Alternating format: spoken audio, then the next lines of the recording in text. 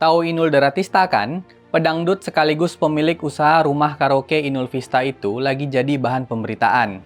Dia komplain soal kenaikan pajak hiburan yang cukup tinggi.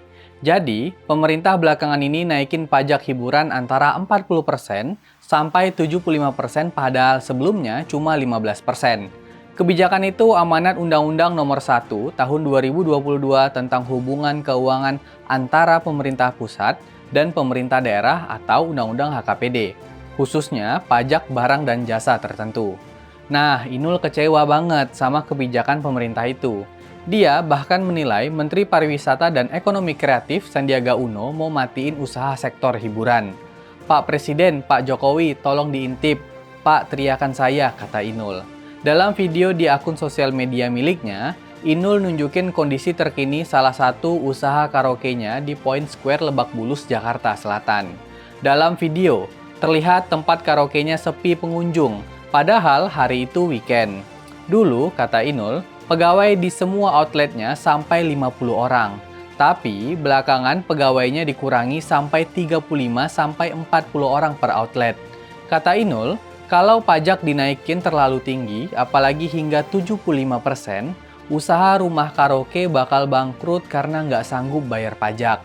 Pegawai yang bekerja di usaha miliknya juga beresiko kehilangan pekerjaan. Pemilik rumah karaoke yang lain, kata Inul, mungkin juga mengalami nasib yang sama dengannya. Inul minta pemerintah mengkaji ulang Undang-Undang HKPD.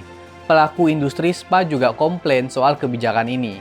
Menurut Ketua Gabungan Industri Pariwisata Indonesia atau GIPI, Bali Ida, Bagus Agung Partaandiana, kebijakan ini bakal melemahkan pelaku industri spa di Bali. Kami sudah lakukan judicial review ke MK. Mudah-mudahan ini bisa ditunda atau spa tidak dimasukkan sebagai jenis hiburan, ucapnya.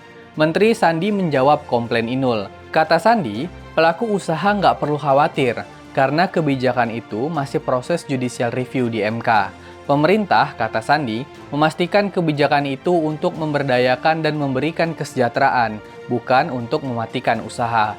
Sandi bilang siap mendengar masukan dari pelaku pariwisata dan ekonomi kreatif. Kebijakan menaikkan pajak hiburan ini perlu dipikirkan secara matang dan partisipatif.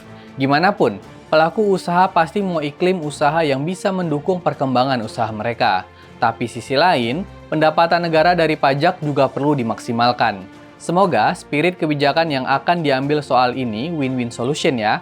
Yuk, proporsional dalam mengambil kebijakan.